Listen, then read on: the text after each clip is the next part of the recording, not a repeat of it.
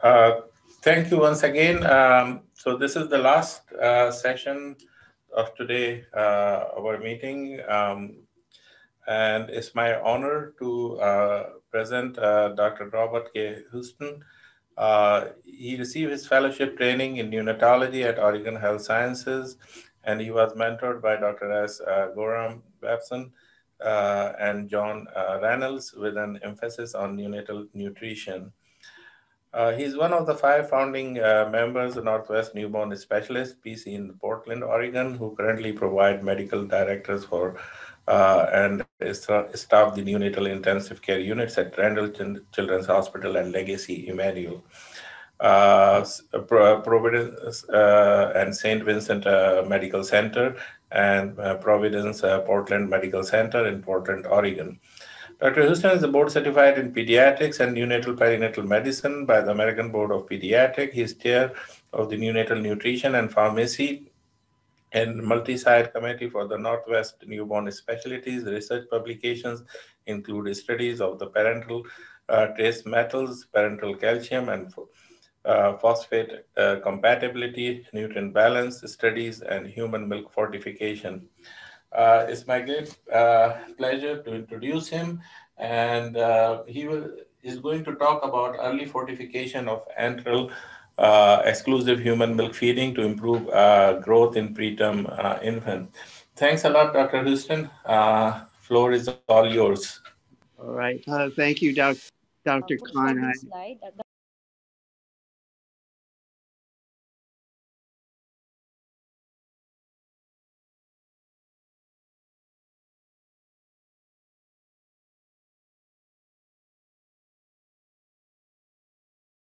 Thank you, Dr. Khan, and good evening to everyone. So what I'm going to do is just talk a bit about fortification strategies for attempting to improve growth in preterm infants. If we could go to the next slide. I have no conflicts of interest or financial disclosures to report. Next slide. So I wanted to spend just a few minutes on measuring growth because there has been a lot of discussion in the literature recently over the best methods for reporting growth and for following growth in the NICU. And one of the parameters that is most commonly reported is growth velocity. Or weight gain velocity in grams per kilogram per day. And so what I'm showing you on this slide is just some data from 4 growth charts, the Babson, the Fenton, and the Olson growth charts, and then some data from Eckhart Ziegler's classic study on the reference fetus that shows the weight gain velocity by week during gestation from 25 to 40 weeks. And the main point of showing this graph is that we have to be aware that the growth velocity starts relatively high with an average of around 17 or 18 grams per kilo per day, but does gradually fall off. And particularly at 37 weeks, there's an abrupt decrease in growth velocity. And it's just important to remember that when looking at the literature, because classically or historically, the goal for growth velocity has been 15 grams per kilo per day. And then more recently with Fenton and Olson's new charts, they recommended, based upon their data, that the average growth velocity was about 16 to 18 grams per kilo per day. And so that became a goal more recently. But although that is valid for more immature babies, for example, between 25 and 36 weeks, the average growth velocity is somewhere around 17 or 18 grams per kilo per day. But if the baby's born later at, for example, 29 weeks and then discharged at 39 weeks, you would really be looking at a growth velocity average of about 14 or 15 grams per kilo per day, depending upon the baby. The other point is that it's also now becoming more common to report changes in Z-scores for a parameter with regard to growth. And just to remind you, a Z-score is based upon the standard deviation from the mean of the average weight at a particular gestational age. So if the baby's weight is one standard deviation above the mean for their gestational age, that's a Z-score of +1. And if it's one standard deviation below the mean, that's a Z-score of -1.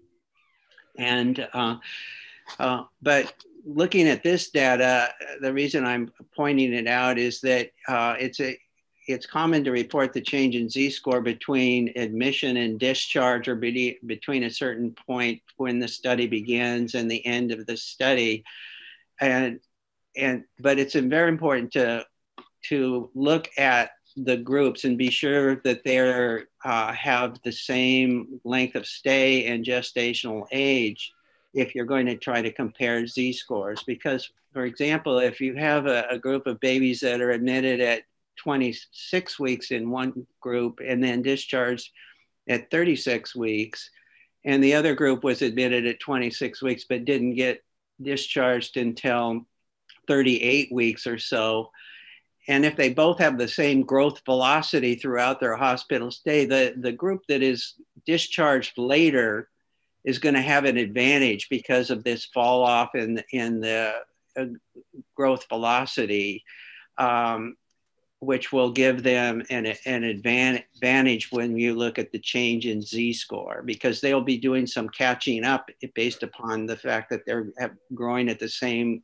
growth velocity as the other group. Next slide. So this slide is just looking at it at a little different way. In the first column, these are birth weights, and this is the discharge weight. And this is the growth velocity in grams per kilo per day. And the scenarios are for babies between admitted at 26 weeks and discharged at 37 weeks. And the top 4 rows are for boys and the bottom 4 rows are for girls. And so in the first scenario, a boy is admitted at 26 weeks and then discharged at 37 weeks. And at birth, the baby's birth weight is at the 50th percentile. And then at discharge, the baby's weight has gotten back to the 50th percentile. So the change in Z-score between birth and discharge is zero. And in order to do that, to get back to the growth curve that was designated by the baby's birth weight, the growth velocity would be 16.3 grams per kilo per day.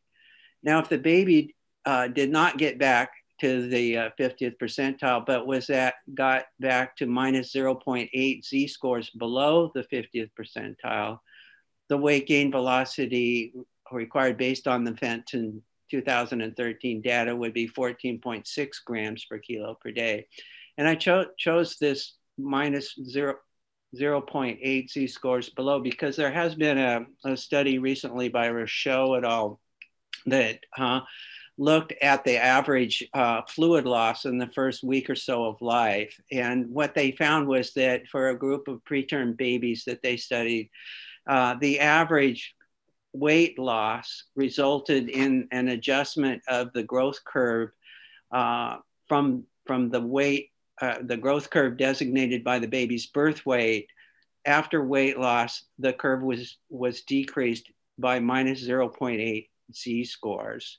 And so their suggestion is that that's probably a normal goal for allowing for the weight loss due to fluid loss in that first week of life. So that if you were computing the change in Z-score for a baby that was admitted at at the 50th percentile, and then at discharge was back to minus 0.8 z-scores, that would be probably relatively normal just by the adjustment due to the fluid loss.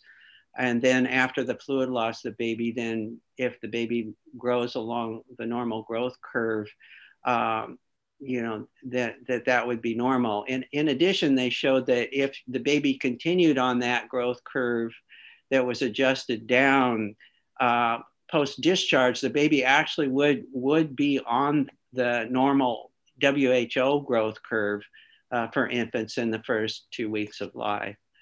The other scenarios are if the baby was at -1 standard deviation below the mean, or the change in z-score was -1 between birth and discharge, and then -2.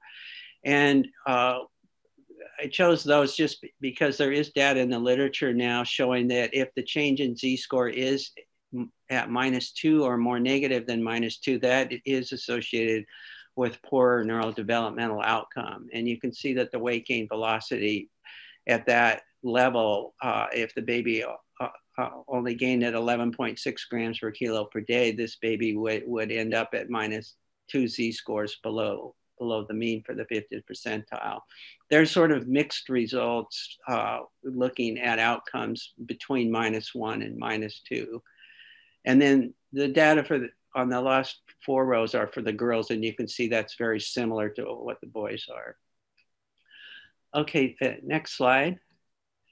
Today what we're going to talk about is fortification of human milk feedings. And it has been shown that an exclusive human milk diet composed of mother's own breast milk and supplemented with bank donor breast milk and then fortified with a human milk-based fortifier has been shown to decrease the occurrence of necrotizing enterocolitis compared to a diet of mother's own milk supplemented with preterm formula and then fortified with a bovine-based fortifier for infants less than or equal to 1,250 grams birth weight.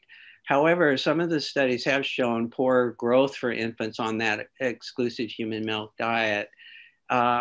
There have been some studies looking at fortifying mother's milk earlier than at the standard 80 to 100 milliliters per kilo per day of enteral feedings. And one study was by Hare et al., which was a cohort study where they started fortifying at 24 calories per ounce with a human milk-based fortifier at 60 mLs per kilo per day. And compared to their historical data, they did see an improvement in growth. However, the Sullivan study, which was the study initially that showed the benefit of the exclusive human milk diet with regard to decreasing necrotizing enterocolitis, had 2 arms in the exclusive human milk group, one that was fortified initially at 40 mLs per kilo per day, and the other at 100 mLs per kilo per day. And they actually didn't see any difference in growth between the two groups. There have been 2 studies published using bovine fortifier, one by Tillman, in which it was a retrospective study where they actually began fortifying to 24 calories per ounce on the first day of enteral feedings and compared it to their historical control where they were fortifying at 100 mLs per kilo per day. And then the Shaw study was a randomized control study where they began fortifying at 20 mLs per kilo per day with bovine fortifier and compared it to a group at 100 mLs per kilo per day. And again, neither one of those studies showed improvement in growth, but all of these studies have not found adverse effects from earlier fortification, including no evidence of increase in necrotizing enterocolitis. If we could go to the next slide. So what I'm going to show you today are 2 studies that we've done. This first one was done at Randall Children's Hospital, and it was actually a study looking at the effect of a feeding protocol on growth. for infants less than or equal to 1,250 grams. Or actually this was, in this study, it was less than 1,500 grams. But we did implement in earlier fortification as well as a modification of the protocol. So there are three epochs that we looked at: the pre-protocol epoch, the time period when we initiated the protocol, and then a period where we modified the protocol. And the feeding protocol consisted primarily of standardizing the number of days of trophic feedings, of standardizing the advancement rates. And then also we had an algorithm for managing feeding intolerance. You can see with the modified protocol, the difference between the initial protocol and the modified protocol was that we began advancing a little bit faster in the infants greater than 1 kilogram. And we did also begin fortifying initially at 40 to 50 mLs per kilo per day. With regard to the fortifier, in the pre-protocol period, we actually were starting to use the human milk-based fortifier, but just for high-risk infants. And we designated high-risk infants as infants that had a significant patent ductus arteriosus, were less than the 3rd percentile for weight at birth, or had concerning abdominal symptoms prior to being fortified. In the initial protocol period, we continued that approach with regard to the human milk-based fortifier. But in the modified protocol, we started using the human milk-based fortifier for all infants less than or equal to 1,250 grams. You can see that our goals for enteral intake of calories and protein were pretty similar actually throughout this time period. And then in the last 3 rows are the infants that were receiving different diets during these time periods. And the preterm formula group are infants that were receiving mother's milk, but supplemented with preterm formula if out of mother's milk or not able to provide mother's milk, and then fortified with a bovine fortifier. The donor milk group were infants that received their mother's own milk, but were supplemented with bank human donor milk if out of mother's own milk, but still fortified with the bovine fortifier. And then the exclusive human milk group is the group that received mother's milk or donor milk and the human milk-based fortifier. If we could go to the next slide.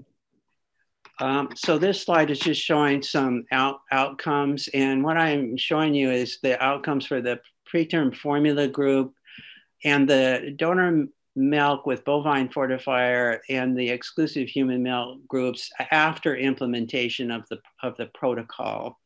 And what you can see is that the infants in the preterm formula group were more mature and of higher birth weight, while the exclusive human milk group was had the lowest birth weight and were the most immature. They also did have a lower weight gain velocity, with the donor milk group intermediate and the preterm formula group having the highest weight gain velocity. But with regard to length and head circumference growth velocities, there's really no difference among the groups. As you'd expect, the donor milk and the exclusive human milk groups received a few more days of parenteral nutrition. But looking at outcomes, what you can see is there was no difference with regard to late onset sepsis.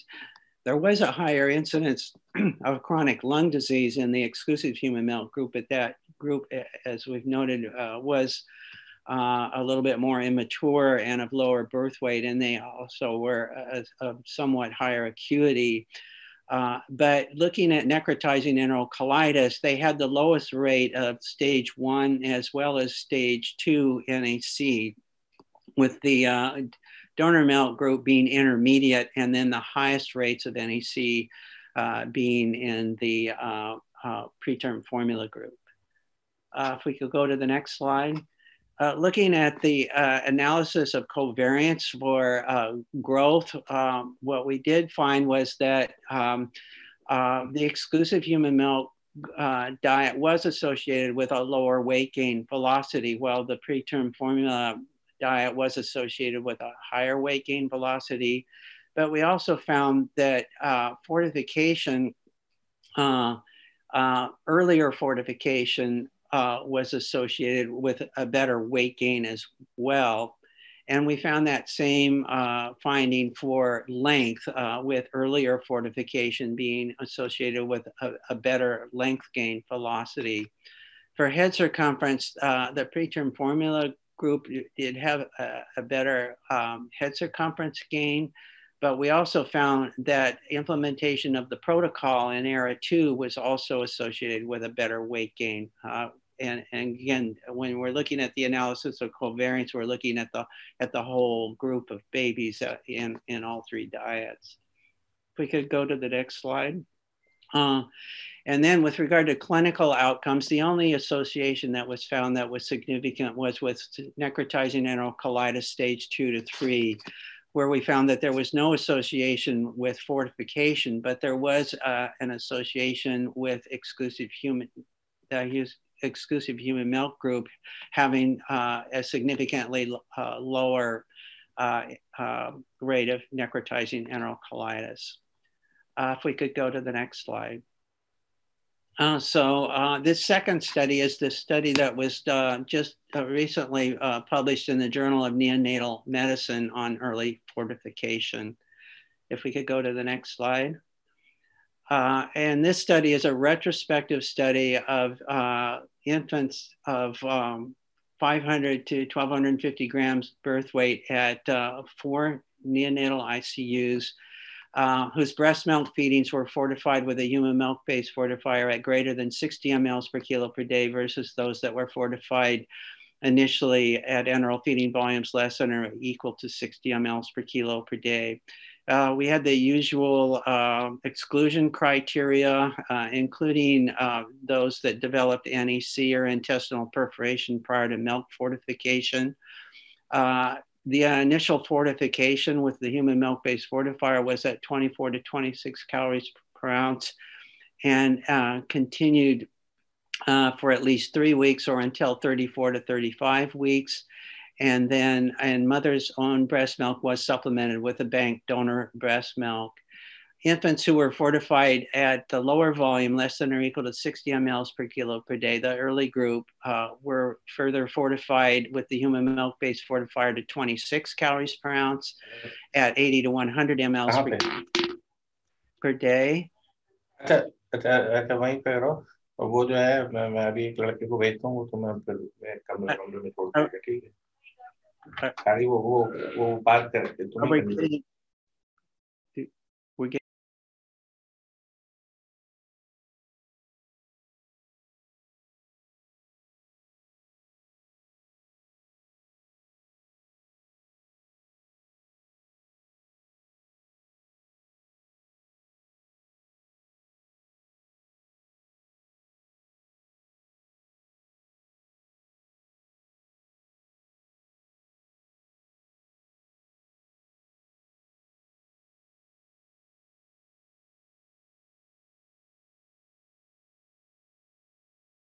somehow I got muted.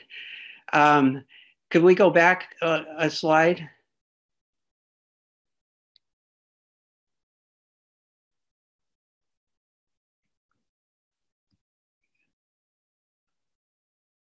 Oh, go. Okay, keep. Okay, and then the late group was fortified further at 120 to 130 mLs per kilo per day, and then there was some further fortification if there was growth failure or fluid restriction. Okay, the next slide. No. Okay, the statistical analysis was pretty routine with the univariate analyses. I won't go into a lot of detail on that. And then we did do multivariate analyses as well. Our primary outcomes were weight and head circumference gain velocities, as well as changes in Z-scores between birth and discharge for weight and head circumference. And then we also looked at secondary outcomes of NEC, any late infection, chronic lung disease, severe retinopathy of prematurity, or mortality. For the multivariate adjustments, variables, we used birth weight and head circumference, gestational age, gender, SGA status being less than the 10th percentile on the Fenton curve, and then chronic lung disease, parenteral nutrition days, and study site. And actually, when we looked at chronic lung disease, we also included days of mechanical ventilation. If we could go to the next slide. So these results are just for the baseline characteristics. You can see that the early group was a little bit more immature and of lower birth weight, and also had a lower head circumference at birth, but there were no other differences in these baseline characteristics. Next slide. And for clinical outcomes, the only significant difference between the two groups on the univariate analysis was a decreased incidence of chronic lung disease in the early group. And particularly, there was no difference in the incidence statistically with regard to NEC or surgical NEC. If we could go to the next slide. So looking at the nutritional outcomes, as you would expect, the median day of life for fortification initially was day 8 in the early group versus day 12. And the volume of fortification median was 50 mLs per kilo per day versus 96 mLs per kilo per day. There were no differences in discharge weights or Z-scores. The only significant difference was with weight gain velocity, which was a little bit higher in the early group at 13.3 grams per kilo per day versus 12.9 grams per kilo per day. And on the univariate analysis, there wasn't a significant difference in head circumference gain. On the next slide. But looking at the linear regression analysis for the whole group, what we did find was that for weight gain velocity and for change in Z-scores, there was an association with early fortification with a better weight gain velocity and a less negative change in Z-score between birth and discharge. Birth weight and gestational age were also significant factors. Next slide. We found the same result with regard to head circumference, with early fortification being associated with improved head circumference velocity overall, and also a less negative change in Z-score between birth and discharge for head circumference. Again, birth, head circumference, and gestational age were important factors as well. If we could go to the next slide. With regard to the clinical outcomes, the only significant finding was with chronic lung disease, where we found that there was a significant decrease in chronic lung disease associated with early fortification. There were some site differences, and then also there was an increased association of chronic lung disease with patent ductus arteriosus and with days of mechanical ventilation, as you would expect. Next slide. So from this study, we found that earlier fortification was associated with a greater growth velocity and less negative changes in Z-scores for weight and head circumference for infants less than or equal to 1,250 grams.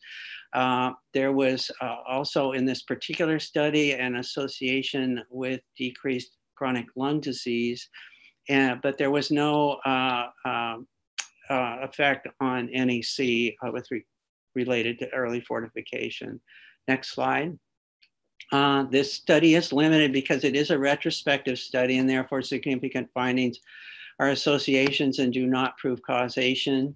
And there may be other predictors that were not included that can affect growth. And as you saw, there were some site differences, but site differences were included in the multivariate analyses. So there were corrections for that with regard to the possibility of different nutrition support practices.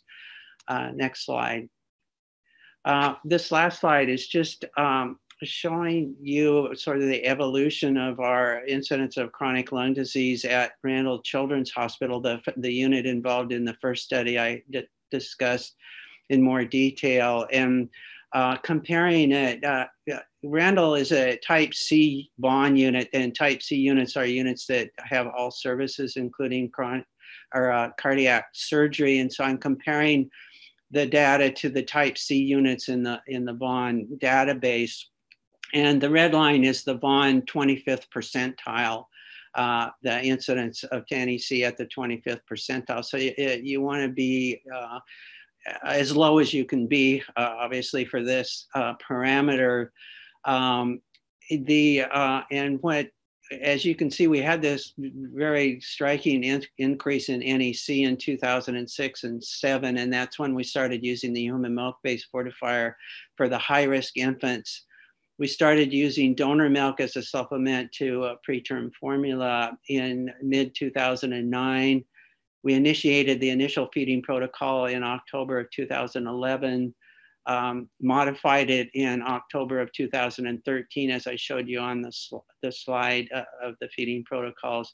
Since then, we've done some further modification. We are doing initial fortification at 20 mLs per kilo per day now on day 3 of trophic feedings, and then which we started in 2016, and then 2018 we started doing that increased fortification earlier at 60 mLs per kilo per day.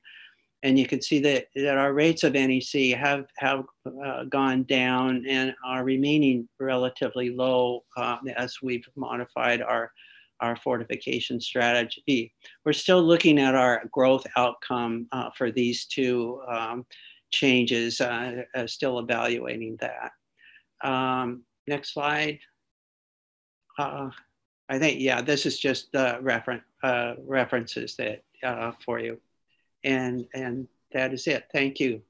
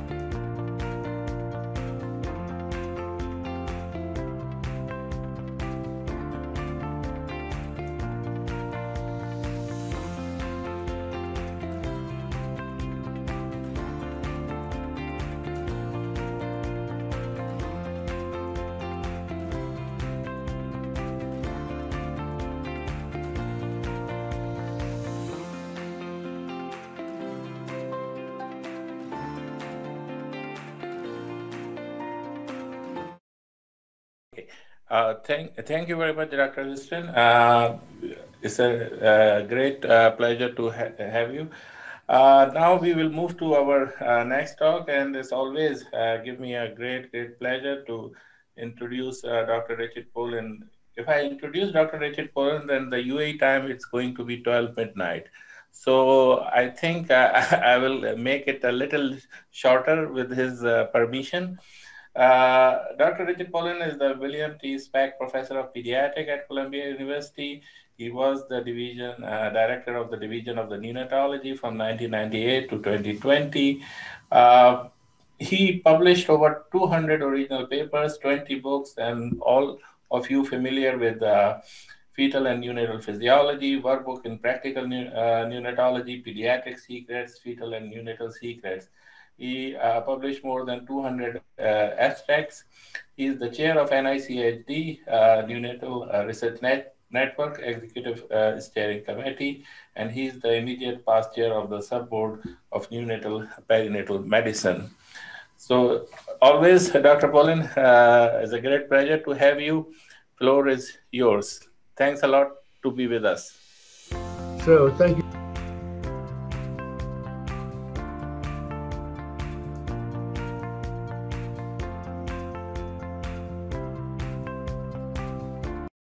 Morning, which is early onset sepsis. Dr. This is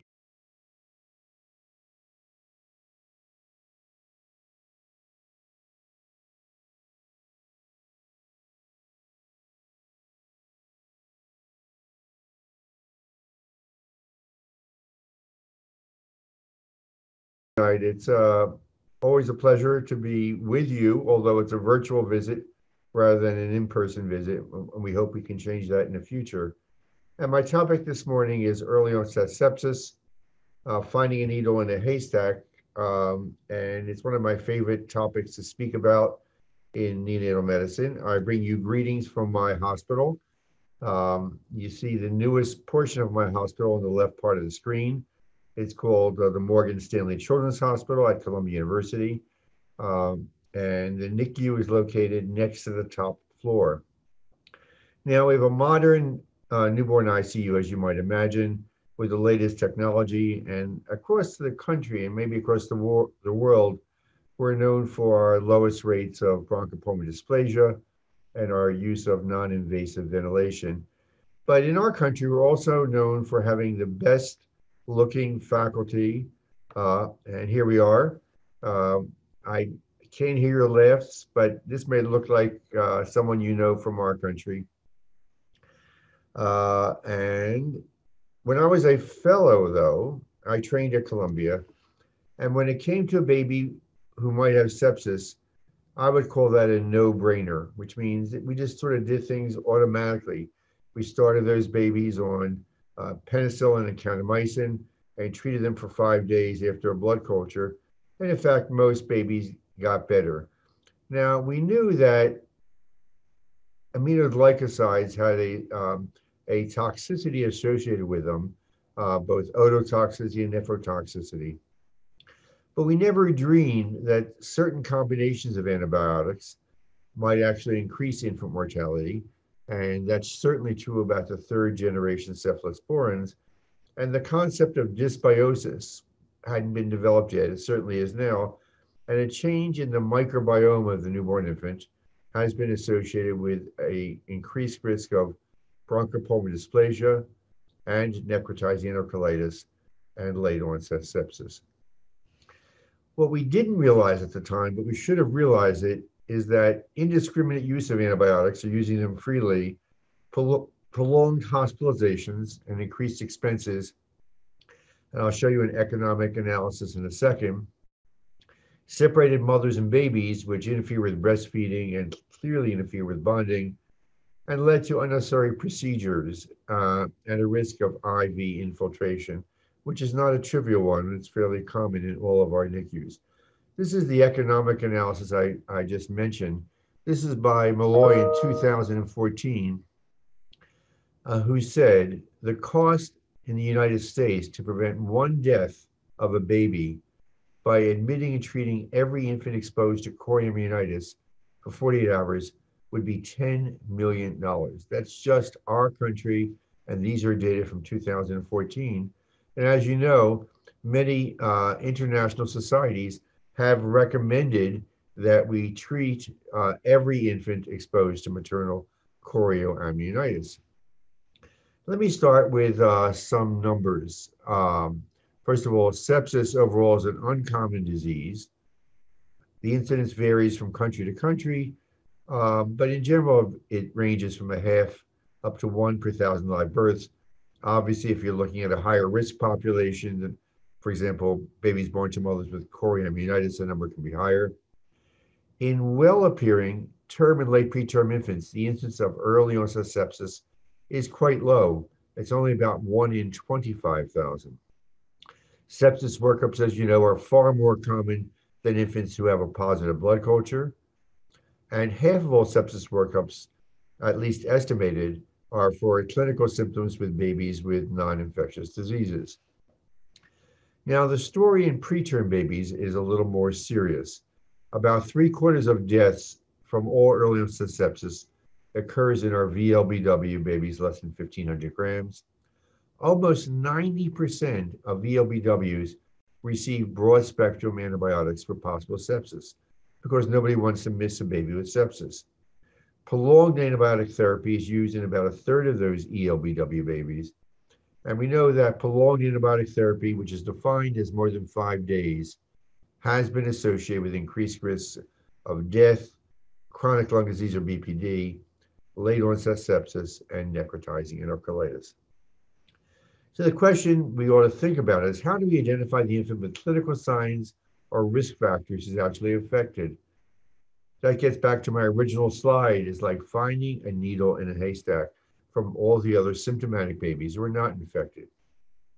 And the corollary to that is, can we safely decrease antibiotic exposure in newborn babies who are at lower risk of sepsis?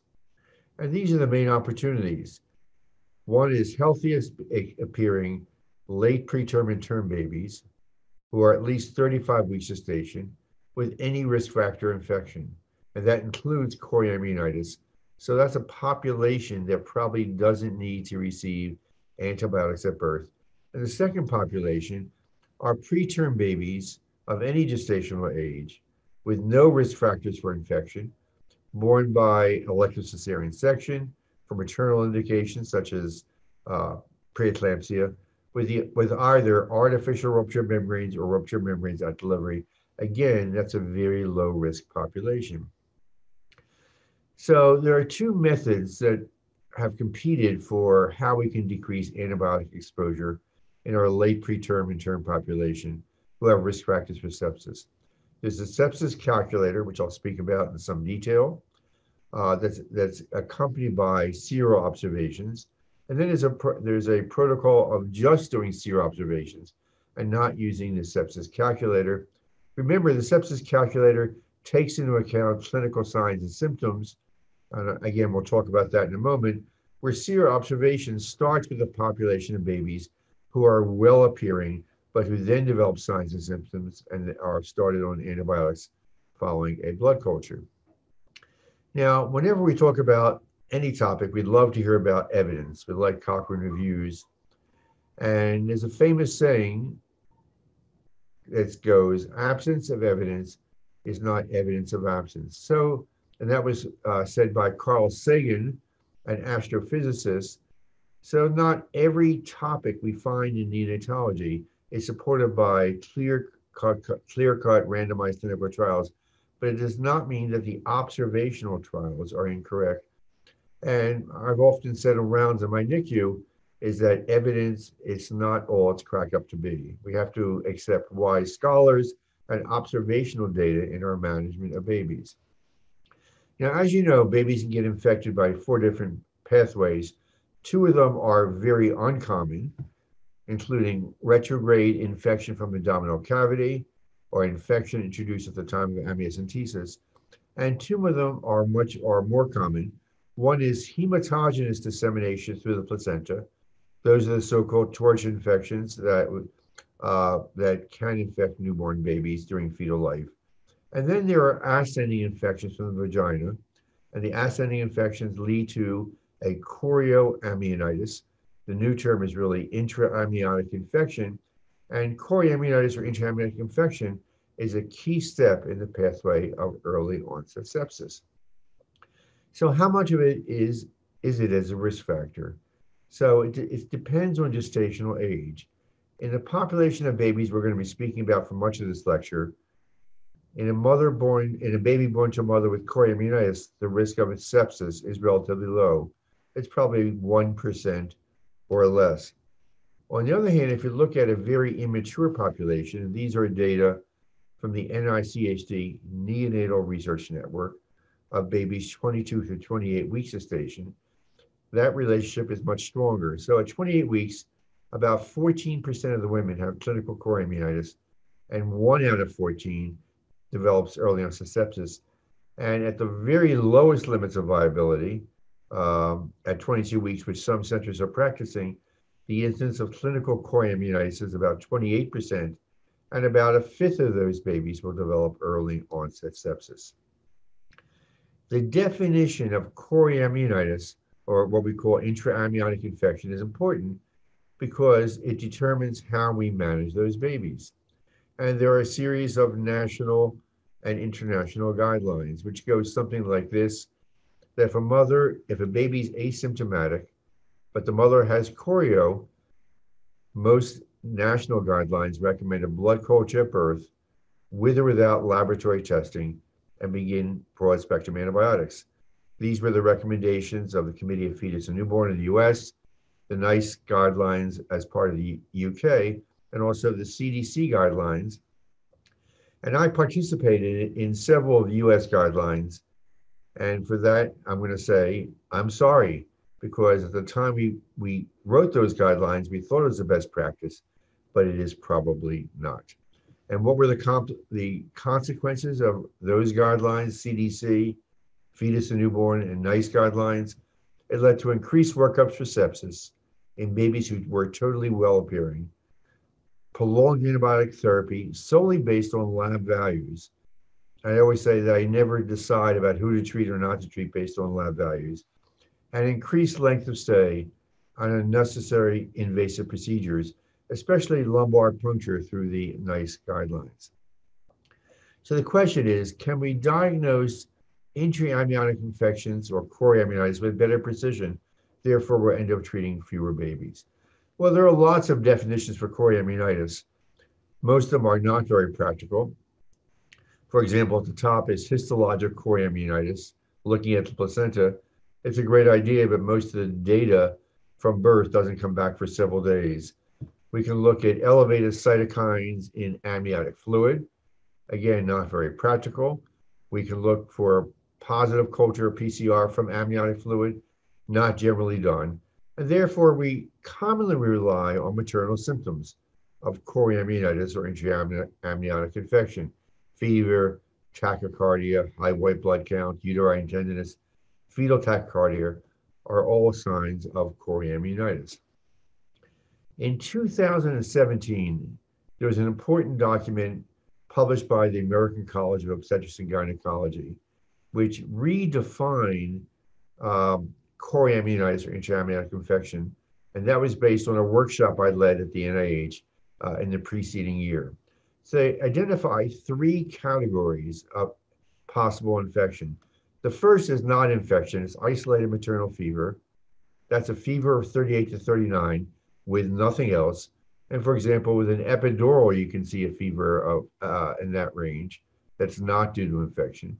Then there's a category of suspected intra-amniotic infection, which is a fever greater than 39 or 38 to 39 with one additional clinical risk factor, such as a high maternal white blood count, purulent drainage from the cervical os, or fetal tachycardia.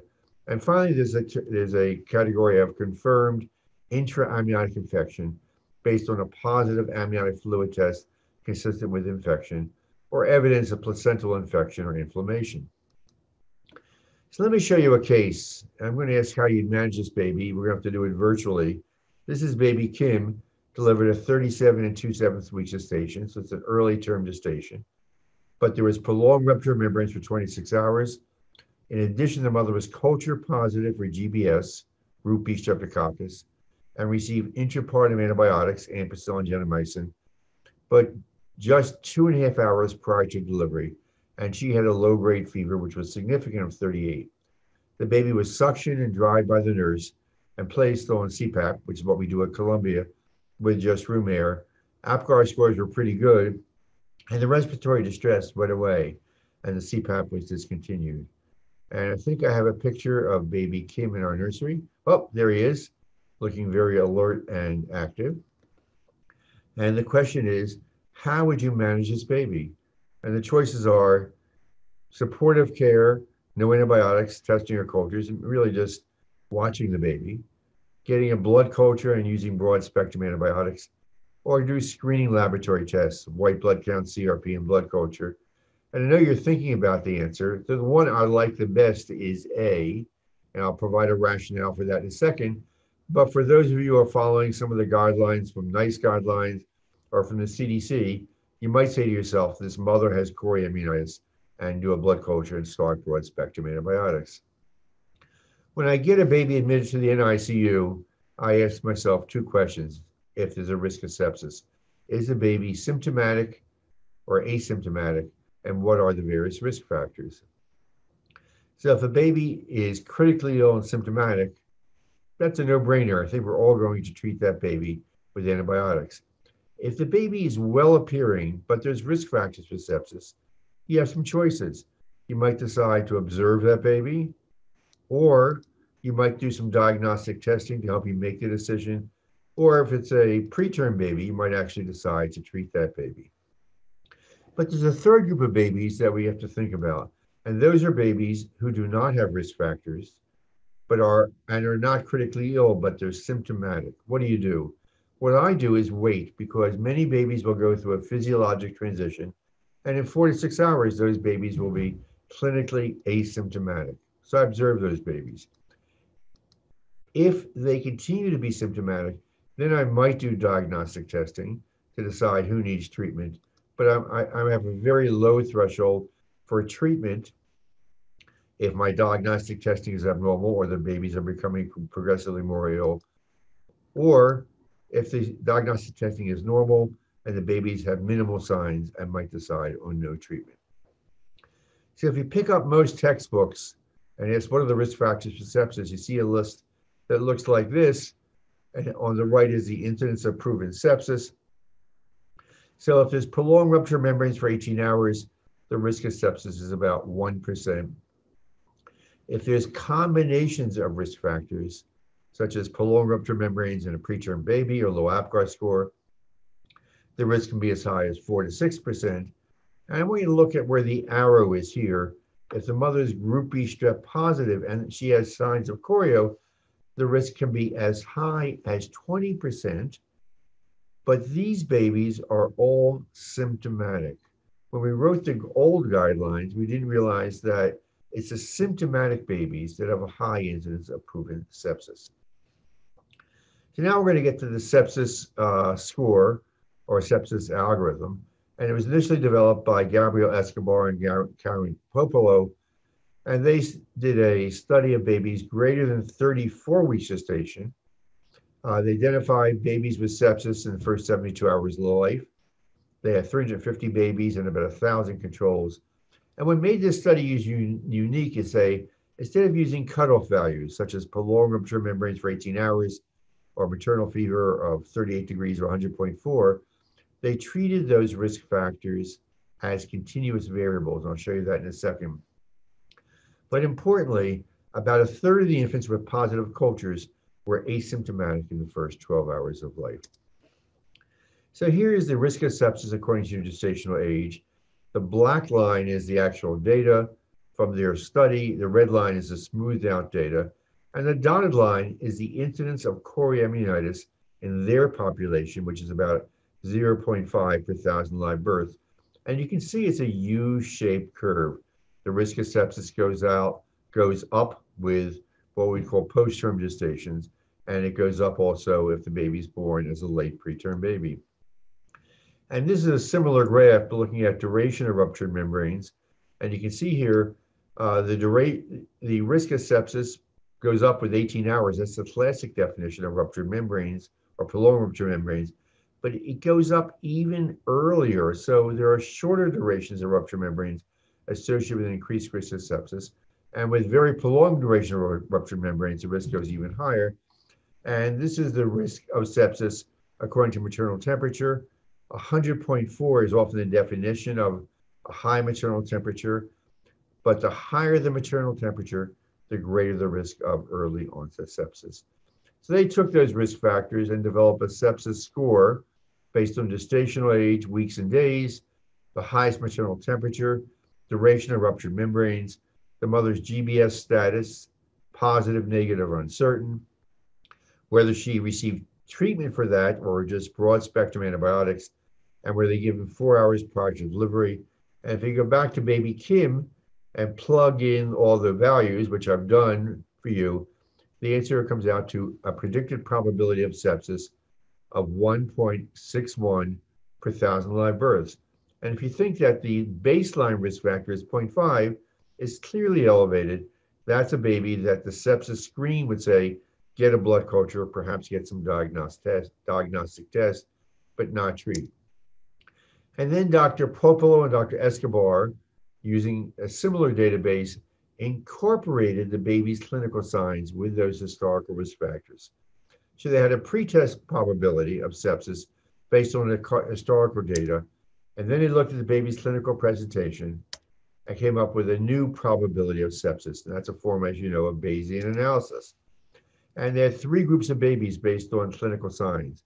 A group who was well, a group who had equivocal presentation, and they defined that pretty specifically in their paper, but it's mild in this. And then there are babies they said were really sick. So if we take baby Kim and say the baby's well, the risk of sepsis is quite low. It's only 0.66 per thousand live births, and you probably do nothing rather, or just observe the baby. If the baby was symptomatic but not very sick, the risk of sepsis with the similar risk factors goes up to about 8, quite high. And if the baby is really sick, the risk of sepsis is quite high at 33. So I'm going to end by speaking about some controversies and then look at the various ways of using the sepsis score or clinical observation. First question, does early onset sepsis occur in babies with risk factors who appear completely well? And the answer is yes, we know that already. Does suspected intraamniotic infection in the mother mandate treatment of all newborn infants? The answer you're going to see is no. And how effective are sera observations versus a sepsis calculator? So first question, what's the risk of sepsis in a baby who looks well to you? In a well-appearing term and late preterm baby, the risk of sepsis is reduced by 60 to 70%, but it is not zero, and some babies will become symptomatic. And the best study on that topic was done by the NICHD in Wortham from the CDC. It was a retrospective observational study of about 230 symptomatic and asymptomatic babies, all of whom had a positive blood or CSF culture, and all those women had chorioamnionitis. And about half the women had both clinical and histologic chorioamnionitis. The rest had various combinations of clinical and histologic. As it turns out, 96%, almost every preterm baby was symptomatic who had positive blood or CSF culture, but only 3/4 of the term babies were symptomatic, and 5 term babies eventually became symptomatic within 72 hours of birth. So the term population may more likely or has a possibility of being asymptomatic, where all of our preterm babies were symptomatic. And this is important. All infants who died were symptomatic within 6 hours of birth. Therefore, your early physical examination is a great way to predict mortality. Now let me go to the recommendations of the Committee of Fetus and Newborn. These are the latest recommendations for babies who are at least 35 weeks gestation. As a few generalizations, no method, whatever you use, can identify all babies who are going to have sepsis with precision. Each strategy has merits and limitations, and each strategy must include measures to monitor the baby and minimize the duration of antibiotic therapy. And every center has to choose what strategy is best for them. So what they call categorical risk assessment. This is the old CDC, NICE guidelines, and I don't like it, but they allowed it to be one of the options. And they based it on whether the baby is well appearing or has clinical chorioamnionitis. And that population, they recommended lab testing and empirical antibiotics. If the baby, however, is just colonized with GBS and the mother received inadequate intrapartum therapy with a duration of ruptured membranes for 18 hours, or a baby is less than 37 weeks, they said lab testing. Again, I think it's pretty worthless, but that was a recommendation. If the mother's colonized with GBS, but just receive inadequate treatment, they say, okay, you can just observe those babies. So it's the old CDC NICE guidelines, which I think are suboptimal. And then there's a sepsis calculator based on a cohort of over 600,000 babies. As you see, it uses objective information at birth and the first 6 to 12 hours of life. And they recommend a blood culture and enhanced clinical observation if the risk is greater than 1 per 1,000 live births or less than 3. And then any baby with a risk of sepsis greater than 3, they recommend antibiotics. The limitations of the sepsis calculator are significant. The sepsis calculator misses a substantial proportion of babies who actually have sepsis, estimated at 40%, and recommends treatment of over 200 babies for each case of confirmed sepsis. Infants with an equivocal presentation and a calculated score greater than 1 but less than 3 require a blood culture and an assessment every 4 hours for the first 24 hours of life. Blood cultures have a poor sensitivity in that setting, and the definition of an equivocal presentation is likely to overlap with that of a well-appearing baby, depending on when assessments are made. But the calculator has reduced empirical antibiotic therapy. This is a recently published meta-analysis in JAMA Network, which shows a substantial reduction in the number of babies who are receiving antibiotics, and even those exposed to core amnionitis. And then there's zero observations. Basically, observations are made in a sequential fashion up through 48 hours, and babies are treated who develop signs of illness that might be related to sepsis. And this is sort of what I call the gold standard of how to observe babies. And it comes from the Stanford group, and this is the article published in Journal of Pediatrics in 2020, in which all postpartum nurses are educated about signs of sepsis and the importance of repeated clinical assessments. A hospitalist attends all delivery and assesses every baby. And then a level 2 nursery nurse makes assessments every 30 minutes for the first 2 hours of life, then every 4 hours for the first 24 hours of life, and then every 8 hours. And well-appearing babies, no matter what the risk factors are, who are more or at least 35 weeks gestation, are admitted directly to the postpartum unit for rooming in with the mother. And this is the recently published paper by Fromeyer. And here's before they introduced their zero observation. And here are 3 phases. And we're talking about the sustainability phase, which is data on over 10,000 babies showing that it decreased antibiotic use, decreased use of ampicillin, and decreased the use of laboratory testing. So here's my conclusions. Babies with clinical signs of sepsis should receive empirical antibiotics, there's no question. Asymptomatic late preterm and term infants with risk factors for sepsis, including what I call intra-amniotic infection or core amnionitis, can be closely observed without empiric therapy and or evaluated using a sepsis calculator plus some other mode of frequent observations. There are groups of preterm babies who had very low risk of infection who could be managed without antibiotics. For example, babies born by elective cesarean section. And can select group of symptomatic babies be managed without receiving antibiotics? It's an open question, and we're doing now a randomized clinical trial of withholding antibiotics in symptomatic babies who are not critically ill and not born to women with core amnionitis, but that study is in its early phases. Here's my final slide. The blood culture for baby Kim was negative, and because of the unremarkable laboratory values, the baby was only treated for 48 hours. As baby Kim grew up, he decided to style and color his hair differently, and believe it or not, became president of the United States, defeating a well-known celebrity. And here's baby Kim, and you see with a different haircut, which is used by one of our current politicians. He looks pretty likable. And here's our current president with baby Kim's haircut, who looks totally non-likable. And again, I want to thank Junaid and thank you all for listening to this talk. I'm sorry it has to be virtually, but I've enjoyed visiting the Middle East and Abu Dhabi, and I hope to do it again in the future. Thank you very much.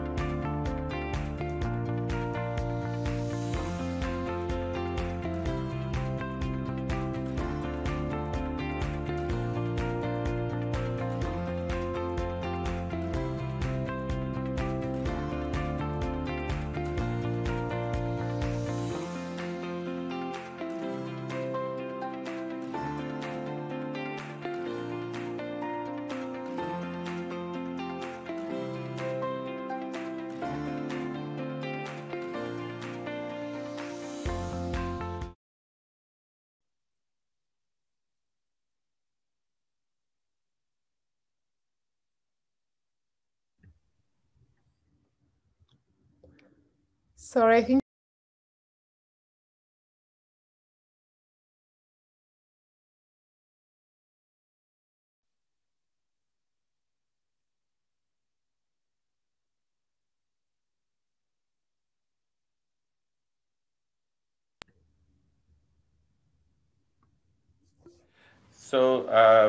Thank you very much, Dr. Paulin.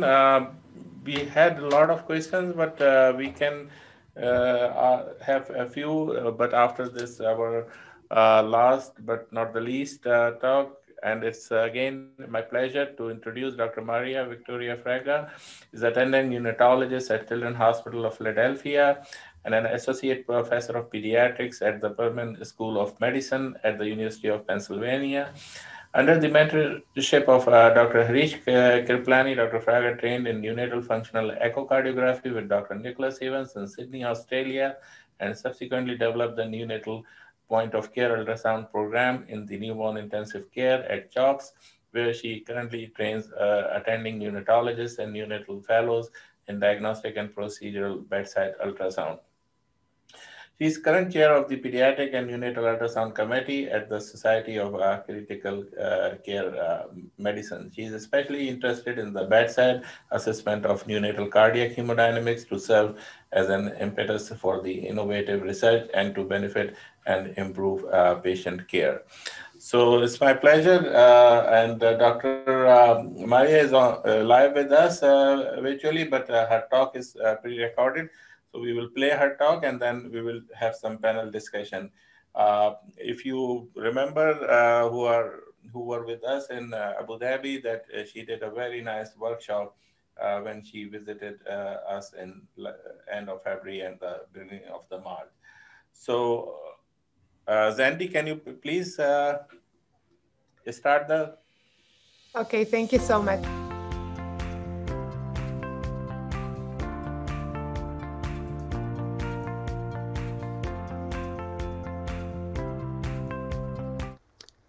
Good afternoon, and thank you to the organizers for inviting me again to participate in this conference. I will be making the case for the use of point-of-care ultrasound in neonatology for procedural and diagnostic purposes. I will not only be sharing some arguments favoring its use, but also sharing clinical examples to illustrate its importance in clinical practice. I have no conflicts of interest to disclose. In the next 30 minutes, I will provide an overview of the different bedside ultrasound applications in neonates. I will describe the clinical benefits and some of the evidence for its potential and capacity to improve patient care. Finally, I will highlight strengths and limitations of bedside ultrasound performance. But I would like to start with a little bit of history. As you might recall, acoustic sound, what the human ear can hear, ranges from 20 Hz to 20 kHz. Any frequency above that is ultrasound. Medical ultrasound ranges from 2 MHz to 20 MHz, as represented in this graph. Ultrasound was first introduced in the medical field for diagnostic purposes back in 1942 by an Austrian neurologist named Dr. Karl Dusick. He was credited for transducing an ultrasound beam through the human skull to detect brain tumors, as shown in this picture. On the right-hand side of the screen, there is a newspaper shown, published in 1950, advertising that ultrasound may give new brain diagnosis. Since then, and over time, major developments have changed the practice of ultrasound. 30 years ago, ultrasound machines were bulky, cart-like devices that were rolled around the hospital and into cramped patient rooms. But they have shrunk drastically and have become portable. And finally, handheld, not much bigger than a smartphone. Therefore, they really became more accessible to specialists beyond radiologists and cardiologists, despite some initial protectionist attempts to restrict the use of them to clinicians and intensivists. The broadening and growing interest in focused use of ultrasound by clinicians has served to expand this field. I would say that in the past 30 years, ultrasound has become a bedside technology readily available in critical care practice that has challenged many of the diagnostic and procedural paradigms heralded as the art of medicine. Nowadays, ultrasound machines are everywhere across the landscape of pediatric care. Furthermore, practice of modern medicine has even become difficult to imagine without the use of bedside or point-of-care ultrasound, We understand as point-of-care ultrasound when it is used as a clinical tool to integrate history and clinical examination findings with real-time and focused sonographic assessment to answer a specific yes or no clinical question. So it must be goal-directed and problem-oriented, performed at the point of care by the clinician to answer a question that must be interpreted in the clinical context. It has to be short in duration, reproducible, and an adjunct to physical exam. This is why it should be driven by clinicians. This trend has been led by adult emergency physicians who by 2001 already, the American College of Emergency Physicians first published emergency medicine ultrasound guidelines. At the same time, the Accreditation Council for Graduate Medical Education mandated that emergency medicine residents graduate with competency in point-of-care ultrasound.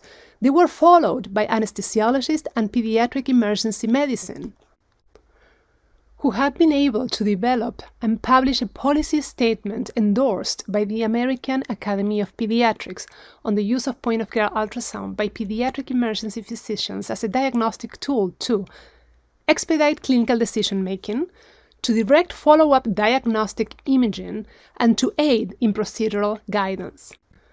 What is more, the policy statement describes the need for a formal system in place, identification of emergency physicians ultrasound leaders, concomitant development of formal training, institutional credentialing, and a quality assurance process. Currently, pediatric emergency medicine do have approved curriculums for training in basic abdominal, cardiac, thoracic ultrasound, as well as routine use of ultrasound for procedures, such as central line placement.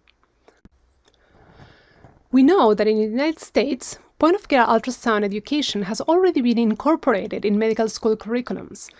The use of this technology as a diagnostic extension of the physical exam will represent a transformative change in medical training. This Canadian cross-sectional survey-based study reported in 2016 that of the 17 accredited medical schools in Canada, approximately half had integrated bedside ultrasound teaching in their undergrad curriculums, whereas in the US, by the same year, over 60% of the medical schools had already incorporated bedside ultrasound teaching. And the reality is that we've already moved away from using the stethoscope. And we are much more now using ultrasound probes, which probably already became the new addition of the 21st century doctor's bag. And definitely the next generation soon graduating from medical school will be trained to view ultrasound as an extension of their senses, just as many generations have viewed the stethoscope for probably 200 years.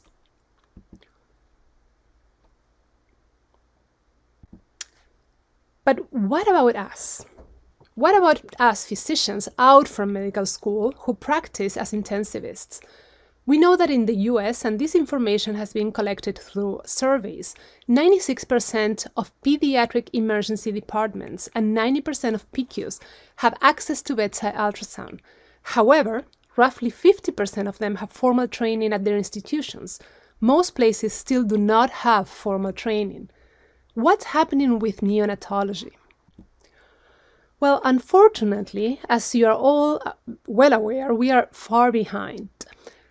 This survey was sent to all PICU NICU fellowship directors and had around 60% response and showed that critical care has far more access to ultrasound machines when compared to neonatology, that around 76% of critical care physicians use bedside ultrasound for diagnosis, whereas only 29% of neonatologists do. As far as use of ultrasound for procedural guidance, 95% of critical care physicians use ultrasound to guide central line placement, compared to 37% of neonatologists. And still, very few neonatology fellows are receiving some sort of training. Now let's see what we know about the different bedside ultrasound applications in neonatology. There are some emerging realizations. We know that the number of gaps in our knowledge of basic pathophysiology is substantial. Ultrasound can help at identifying pathology, characterizing disease processes, making clinical decisions, and potentially improving patient outcomes. So we put ultrasound in our context. In neonatal perinatal medicine, we work very different than adult medicine. We work in the pediatric population in the era of quality and safety. We have to go through many and long quality assurance processes to get anything done. We already have the technology present. It is a standard of care to place central lines using ultrasound technology. But we do not have any defined applications for diagnostic ultrasound. What is more, we have no formal training for diagnostic ultrasound. We have very limited data in what is right use of it and what is not appropriate use of it. So we decided to get together with many point-of-care ultrasound experts from Europe and the United States and attempted to structure this. Just recently, these guidelines were published. When we think about bedside ultrasound domains, we think about two different core applications, which are procedural ultrasound and diagnostic ultrasound. In procedural ultrasound, we include vascular access such as central lines, PIV insertions in cases of difficult IV access, ECMO cannulation guidance, lumbar puncture, thoracentesis, paracentesis, and pericardiocentesis, and finally suprapubic aspiration. Under diagnostic ultrasound, we include hemodynamic or targeted echocardiographic assessment of shock, pulmonary hypertension, PDA, evaluation of respiratory failure, abdominal ultrasound, anuria, oliguria, and brain ultrasound. So when we started using ultrasound guidance, even for what is considered the most basic procedure in any ICU, which is a PIV insertion, we quickly arrived to the conclusion that there is no question around to see or not to see anymore, and that this most basic procedure was often more challenging than what actually we believed, especially when dealing with very small targets. So when we use ultrasound guidance for vascular access, we can very accurately direct the needle tip into the vessel of interest, for PICC line insertion or just for a PIV insertion, as shown in this long axis or in-plane view of the vessel where you can fully visualize the full length of the needle. In neonates, since we are dealing with very small targets, we recommend a short axis or out-of-plane approach for vascular access, which allows for lateral view, avoiding this way accidental punctures of undesired structures or vessels. We find it cumbersome to obtain long axis views of small vessels like this one shown in this clip, which measures around 2 millimeters in diameter. So it is really hard to get the needle in plane when you are dealing with such small vessels. But not only placing lines under ultrasound guidance is important, it is also very helpful to check PICC line tip position immediately after placement, as shown in this clip. This is a subcostal long axis view of the IVC, where the head of the patient is on this side and the feet on this other side. Here's the heart and here's the liver. We can now appreciate the PICC line going beyond the IVC-RA junction, entering the right atrium. So really this gives us the possibility of measuring and adjusting this tip position in real time until it reaches a satisfactory final position, potentially reducing radiation by decreasing the number of X-rays taken after placement. We can also use ultrasound to localize umbilical venous catheters. Once we feel comfortable with this technique, we can really approach any vessel in a very safe way. For example, we can perform a supraclavicular approach of the left brachiocephalic vein with 100% confidence, as shown in this clip, where you can see the needle entering the brachiocephalic vein and in the right-hand side, the line within the vessel's lumen. We can also appreciate how close this needle is to the pleural line, which is really only just a couple of millimeters away.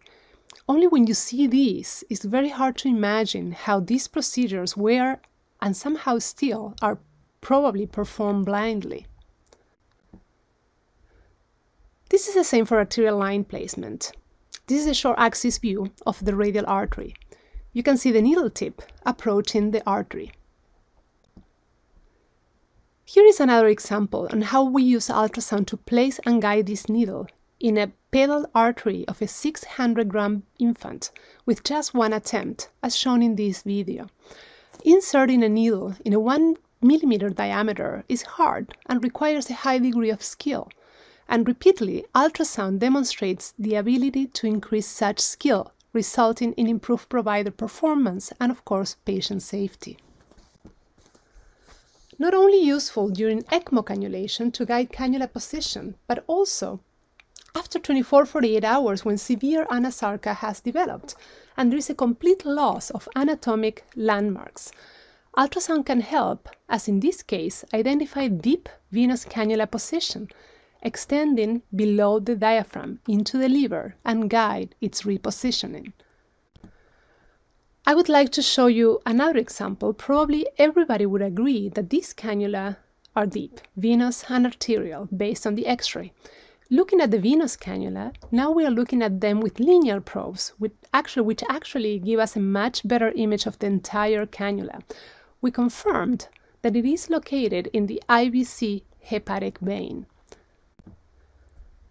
In this aortic arch view, we can see the arterial cannula entering the aortic arch with the tip right at the entrance of the arch in a satisfactory position. Here's the same image, but now adding color Doppler. So 24 hours later, this was the X-ray. And now you can see that the venous cannula was against the right atrium wall in a completely different plane from the IVC. So we decided to pull it back under ultrasound guidance to this final position with the tip in the middle of the right atrium. Here is the IVC and here is the UVC. So in summary, we know from adult data that ultrasound guidance for central venous cannulation reduces procedure time, increases success rates, decreases arterial puncture and complications such as hemothorax and pneumothorax. Most importantly, it has become standard of care. This is easy to understand since procedural complications across all procedural types are commonly associated with number of needle passes, and care should be taken on the first pass. In pediatrics, there is recent robust data that favors ultrasound guidance compared to landmark technique, as illustrated in this meta-analysis, which shows a reduced incidence of cannulation failures and reduced risk of accidental arterial punctures, both favoring ultrasound use. Locally at our institution, we have made significant improvements in PICC line placements. Back in 2013, 53% of the PICC lines in our unit were placed by interventional radiology, 40% by NICU providers, and 7% were lines placed by general surgery. So, through challenges come opportunities, we always say that. And after developing a dedicated PICC line team and a local ultrasound curriculum that included a 2-day course with most of the PICC team members having received ultrasound teaching too, we have successfully reduced the off-unit travels, with currently, this is by the end of 2018, having 90% of PICC lines inserted in the unit, with around 40% being placed under ultrasound guidance. So leaving only 10% for interventional radiology and none for surgery. So of those placed under ultrasound guidance, success rate has been over 95%, with 2/3 requiring just one attempt for placement. So this is really good data. Interestingly, and not less important, by confirming and adjusting the tip position in real time by ultrasound, we have significantly decreased the number of X-rays performed after placement, as shown in this QI project. So in this graph, the black bars represent those central lines which tip position was confirmed and adjusted only by X-ray, and the gray bars, those central lines which tip position was adjusted by ultrasound in real time and then confirmed final position by X-ray. Around 80% of those lines required just one X-ray after placement, compared to the other group, where 35% required 2 and nearly 20% required even 3 X-rays after placement. So pediatric data for arterial line placement favors ultrasound use as well, showing significant increase in success rates on a first attempt as shown in this forest plot. And to my knowledge, there is yet no published data on neonatal arterial lines. Our data show a success rate of 91%, with also 67% requiring just one attempt for placement. Other procedures performed by ultrasound guidance are lumbar puncture. There is finally recent pediatric data suggesting higher success rates, significantly fewer traumatic LPs, and shorter time to successful LPs. In neonates and infants, this systematic review was just published last year based on the literature available, which the N was like 4 studies, and they report a decreased risk of failure, although not significant, but yes, statistically significant fewer traumatic LPs. And who could argue how easy it is to get a traumatic tap once you saw how vascularized the spinal cord is? This is a short axis view, just to orient you. This is posterior, this is the back of the patient, this is anterior, this is spinal process, and here is the spinal canal with CSF, so fluid is seen black in ultrasound.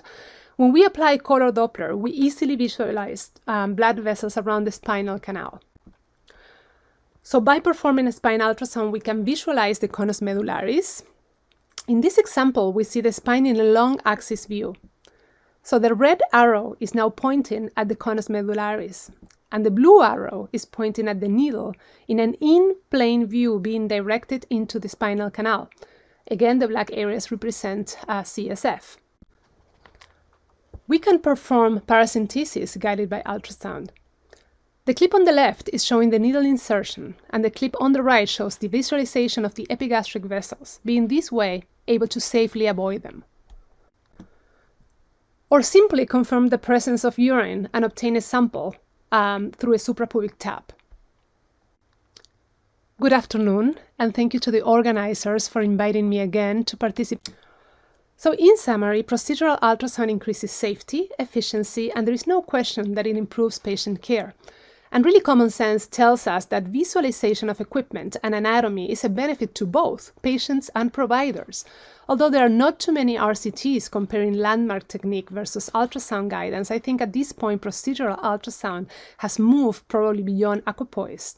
Who would even think of, like waiting for a landmark pediatric study identifying the triangle of safety traditionally used in pleurocentesis and test tube placement as being not so safe, or is it time to move forward in training and train providers to image the chest and identify the diaphragm before needle insertion? But beyond the procedural applications, whenever we talk about diagnostic bedside ultrasound, as intensivists, we're all the time clinically asked to differentiate different states of shock, assess shunt lesions, assess a preterm infant during the transitional period, evaluate RV and LV function in cases of pulmonary hypertension, birth asphyxia, CDH, sepsis. Be able to quickly determine the cause of a cardiac arrest to intervene adequately. And we are left at the bedside with all these questions, right? Is it a preload problem? Is it a myocardial function that is impaired? Is it RV failure due to severe pulmonary hypertension, for example? So why not to take a look? In this slide, I present 3 different patients that presented in shock with the same clinical presentation, same vital signs, but totally different underlying pathophysiology. These are all parasternal short axis view. The top left corner shows hyperdynamic ventricles with near complete collapse of the left ventricle in systole due to hypovolemia. The middle clip shows a severely dilated right ventricle with severely diminished RV function and significant bowing of the interventricular septum at the end of systole, representing RV failure due to pulmonary hypertension. And lastly, the clip on the top right corner shows a severely decreased LV function. So we want to have this information. We want to have it available at the bedside. This way we can target treatment, which in these 3 cases treatments are completely different. So we want to be able to establish a goal-directed therapy. Furthermore, we can also monitor response to treatment and perform a bedside longitudinal assessment. On the left-hand side, we can see an apical four-chamber view demonstrating severe RV dysfunction pre-nitric and post-nitric on the right side of the screen, so you can see the difference on the RV function. If we have a patient arresting, we want to know immediately that the underlying cause is a pericardial tamponade, as shown in this clip, where you can clearly appreciate a large pericardial effusion. And we want to be able to diagnose this quickly so we can drain it quickly and with no delays. So this is the same patient undergoing pericardiocentesis under ultrasound guidance, with no delays and in a safe way. So who in 2020 would even think about performing this procedure blindly? It is just not right to do this anymore. Good afternoon, and thank you to the organizers for inviting. And here is the same patient after the pericardiocentesis, where you can see there is complete recovery of vital signs and no effusion left. So at the Children's Hospital Philadelphia, bedside ultrasound has already been included in some of the resuscitation algorithms. Or with the same clinical presentation, let's say, are we now in front of a tension pneumothorax, for example? We can truly rule this out quickly. But of course, this is also common sense, and in a situation of impending cardiac arrest, doing this by any means should delay any intervention, of course. So do we have the very simple question, let's say, is there a pleural effusion or is it all atelectasis? By performing this quick ultrasound, we accurately answer this question, and we can say that this is not an atelectasis, this is significant left pleural effusion. We also know that ultrasound is way more sensitive than X-ray to diagnose pneumatosis. However, the use of bedside ultrasound for neck is still an emerging practice in the NICU. Lung ultrasound has expanded significantly in the past, I would say 5-7 years. So when defining domains, it's very important to clearly communicate goals. We do acknowledge there might be an overlap with cardiology and radiology interest, but when we present point-of-care ultrasound, we do not say that we perform ultrasound simply because we can do it. Well, that probably is not going to go well. So when we expand to diagnostic ultrasound, we are approaching radiologists, we are approaching cardiologists who may not be supportive of this practice or might feel we are taking something away from them. But when we approach ultrasound this way and say that ultrasound is helping us guide clinical decisions and direct patient care, that really brings people together to a common goal, which ultimately is to improve patient care. But I must admit that, as in anything we do, there is always a potential for system failure, and it is very important to identify where the weaknesses are. For diagnostic use of ultrasound, the most important limitation and barrier is the lack of worldwide standardized guidelines. While it is widely spread in Australia and New Zealand, as well as in Europe, just now in Europe, we developed and published, as I mentioned before, these international point-of-care ultrasound guidelines with a hope that it will serve to initiate some sort of standardization.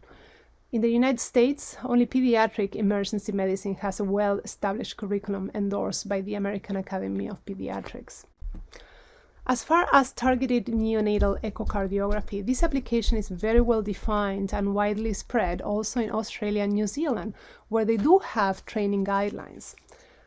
There are European and US recommendations for training, which were perceived to be quite cumbersome and ambitious, and that has made it not yet very inclusive. So very few people actually still are able to get trained on these. So still non-unified consensus yet exists. So I also do recognize and acknowledge that not all information means good information. And I think this is very important. Whenever interpreted in the wrong context, data are prone to misinform, and we have to be aware of this. So the risk of misdiagnosing is high when diagnostic ultrasound is used by inexperienced practitioners, may lead to unnecessary and additional testing in case of false positives. Or, on the other hand, may provide unwarranted reassurance and result in underdiagnosis, cases of false negatives. may also pick up more incidental findings, which again could lead to unnecessary exams, and definitely this is not always in the patient's and family's best interests.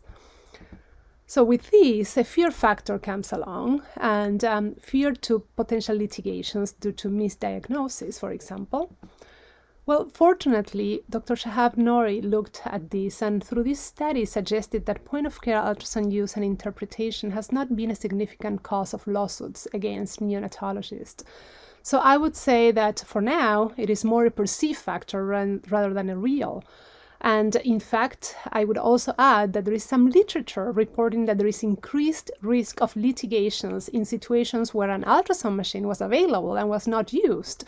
And the most clear example is sticking a needle in the pericardial sac blindly when there was an ultrasound machine available. So, to me, this does not align with the concept of do not harm. So we have to be very careful with this. In conclusion, bedside ultrasound has shown to be effective, safe, and to improve procedural success. And in my opinion, we have already moved beyond equipoise. Should be used as a bedside clinical tool to help answer specific questions and target treatment. Program implementation and success is dependent upon collaboration and shared experience with cardiology and radiology. And finally, a standardization of training guidelines and credentialing process are very much needed, since this is what mainly will determine its success. So finally, success in translating training to successful practice, I think relies upon the integration of structured processes and outcomes for providers and patients within quality improvement or implementation science frameworks. So developing a robust framework for integration in care, I think, will be the mechanism through which we locally, nationally, and internationally open our eyes and realize the value of ultrasound in our practice. So lastly, I would like to finish with 3 words that I think summarize and support this idea of point-of-care ultrasound, and those are that I am truly convinced that seeing is believing. So thank you very much for your attention, and now I'll be happy to answer any questions. Thanks.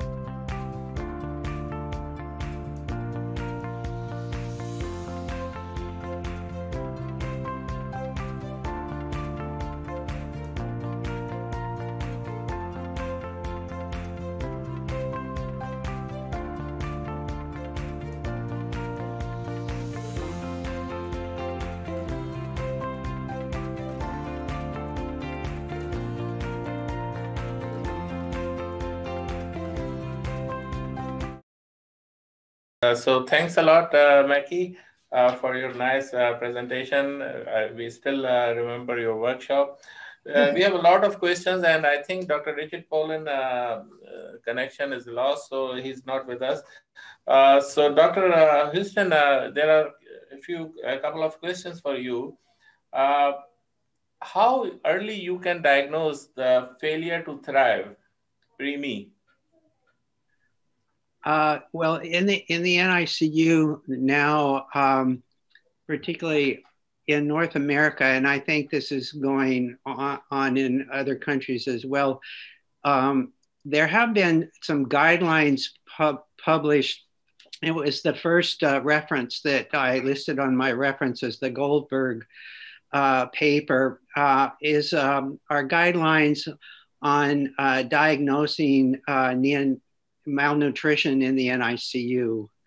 And it's based upon, again, using the changes in Z-scores for weight gain during the baby's hospital stay. So they look, as the dietitians follow the infants in the NICU, when they do their evaluation, they're computing the change in Z-score at the time they're being evaluated compared to the birth weight.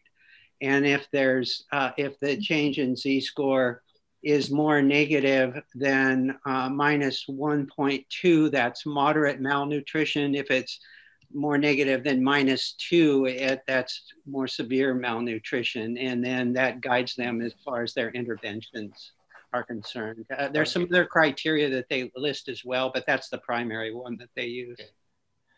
Thank you. Mackie, Yes. how many ultrasound you recommend to learn the point of care ultrasound, especially for like IV insertion or line placements? Yeah, well, so right now, as you know, as I mentioned, there are no like standardized guidelines for this for training. So really, they are based on every institution. So at CHOP, what we require to become, credential, we ask for 25 studies per application. Let's say you're doing lung, you need 25 studies reviewed by someone who is already credentialed with feedback and all that. So, and that's for the diagnostic piece of ultrasound. For the procedural aspect, is different because all of us neonatologists, we're all credentialed to do procedures, right? We all do all of them blindly. But then, using ultrasound to help yourself guide and be accurate and effective when placing lines, it's just a matter that in that way we do not ask for a number because it just really is based on your personal skills and how quickly you pick up that skill of using ultrasound to help guidance. So there are not really a number of studies required for procedural ultrasound. Okay, thank Maggie. Dr. Houston, there is a study, according to one participant, by the Professor Nina Moody from UK, and she recommend not to fortify. Do you have any comment? Do you went through that study? I'm not sure if I'm familiar with that study. I know there was a study from Canada, I believe, where they did not fortify initially until very late. And but most recommendations now are to fortify, just because we do know that the nutrient intake, particularly protein intake, and as well as, we're recognizing more with regard to fat intake and caloric intake, really does affect the neurodevelopmental outcome. And we do know that mother's milk without fortification just doesn't meet the requirements that babies have at this early gestation. Okay. Oh, so Dr. Poland with us now. Dr. Poland, there's a question from the participant that what is the best laboratory investigation? I think they are asking about what is the best sepsis marker in newborn? So it's a great question, Junaid. And I don't know if I have a good answer. The standard sepsis markers, which are C-reactive protein and procalcitonin, and maybe IL-6 someone is using, have a poor positive predictive accuracy. Most of them have a fairly good negative predictive accuracy. So if you want to use them to reassure yourself that your physical examination is compatible with the baby being well, it's okay to use it that way. But I would not use any of the markers to say a baby is infected because, again, the best they can predict is about 30% or so, and they miss a large number of babies who are actually infected. Maggie, there is a question about the lumbar puncture. Do Yeah. you recommend the ultrasound for the lumbar puncture? Well, in many cases, yes. So right now we are using it when the resident had a failed attempt, basically. Mhm. But there are many cases that is useful to take a look before doing a lumbar puncture blindly. For example, to check the presence of fluid, right? Sometimes, the fluid is not enough and the baby might need a bolus or something like that. How many times we have like dry taps. But currently we are not using it as a first attempt just because the residents need to do it. But if I had to do all the LPs, I would always use ultrasound because it is so much more successful. But so that's my recommendation. If you ask me, I would say, well, sure. Sure. always, So, always use uh, it. related to this, Dr. Poland, to do or not to do the LP? Sure. Most of the time, I prefer not to do an LP. Okay. So my indications are, we know that a certain percentage of babies with meningitis had negative blood cultures, probably like 30%. So blood culture is an unreliable way of making the diagnosis of meningitis. In a well baby, the data are pretty clear that the incidence of meningitis is very, very low. So if a baby appears well, is having a rule out sepsis evaluation, meningitis is not likely. I would do an LP in any baby with neurological findings or with whose clinical course is not is unusual. They're not getting better with antibiotics. Or I would say who is running very unusual lab values, maybe a white count of 70,000 or something like that.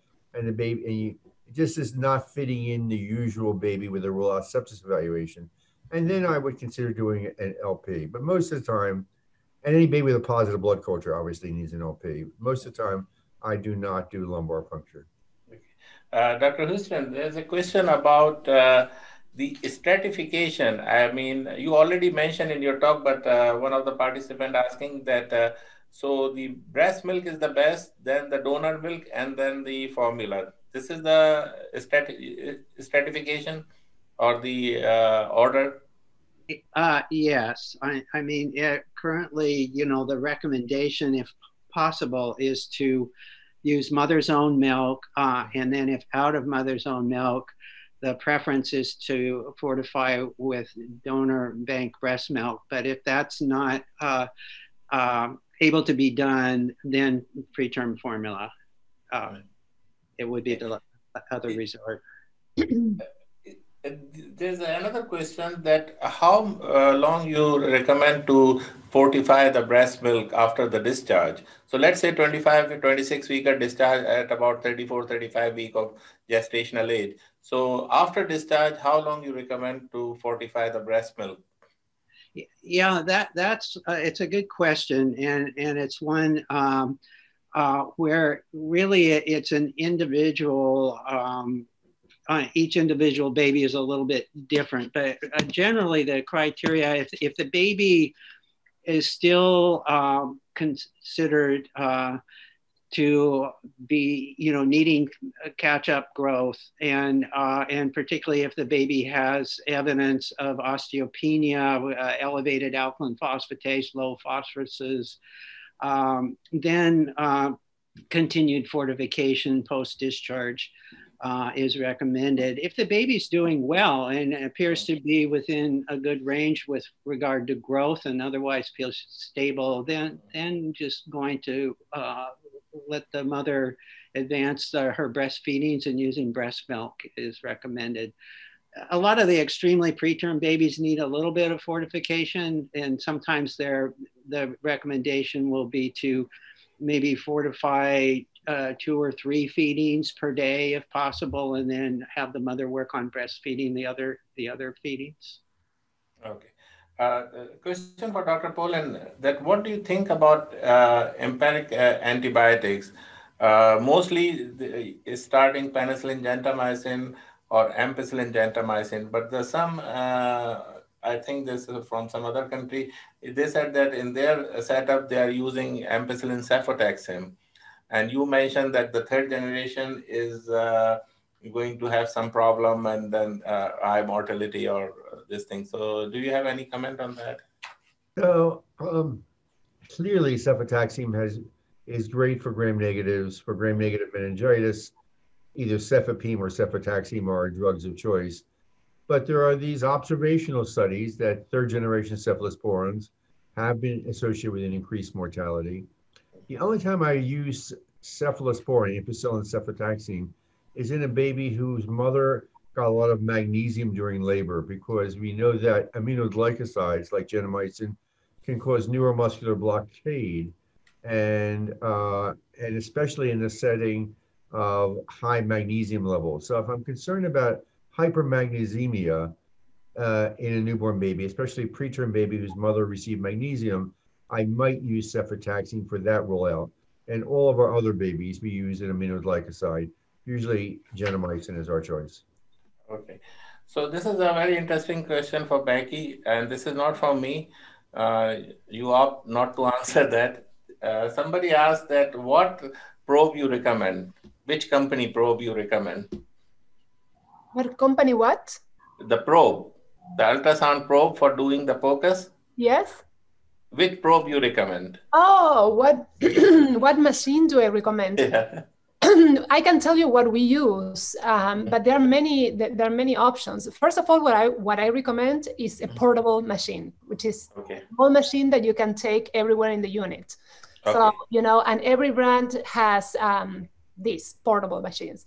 And we have, or we use Philips, the CX50, which is a portable and it's a very nice one. We also have GE in the unit, and we also work with have Sonosite. So Okay. all of them are really good options, as long as they are small and that you can carry with you everywhere.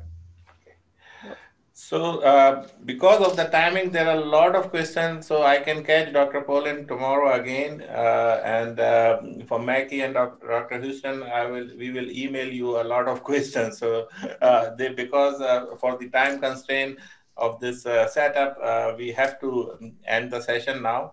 So thank you very much, all three of you. Really very nice and very interactive session. Thanks a lot, Dr. Robert Houston. Thanks a lot, Mackie. Thanks a lot, Dr. Richard Poland, for your time and for your talk this evening. Evening here, morning there. Yeah, thank you for inviting me again, and I hope I wish I could go back to Abu Dhabi.